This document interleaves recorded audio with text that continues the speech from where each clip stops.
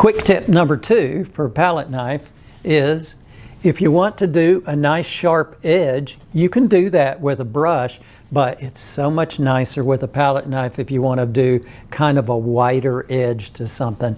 See this barn right here? I've got this nice shadow going on, but where is the lit edge on the side of that barn? So if I wanted to put a nice light edge on there, I can take the color that I'm wanting to use and smooth it out nice and smooth so that it's a little bit thick but not too thick. Key is uniform. You want it to be a uniform thickness.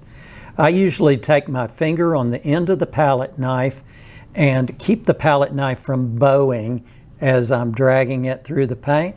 I'll also angle my palette brush so that it's about a 45-degree angle from the palette. So that would be a 90 degree. Here's a 45. And I drag it through that paint. And as you can see, the paint's disappearing, so it's piling up on the palette knife. Now I got a little bit on the outside edge there.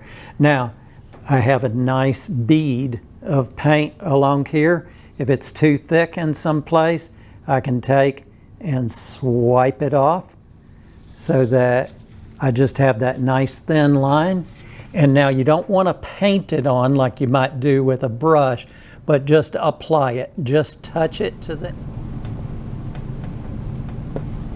right there on the edge. See that nice little sharp bead right on the outside edge of the roof.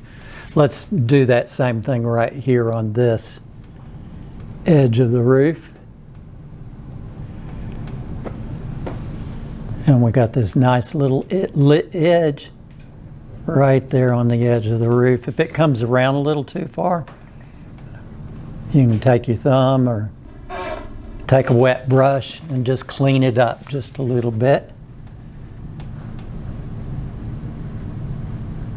There we go. We got a nice little lighted edge on the edge of our barn there.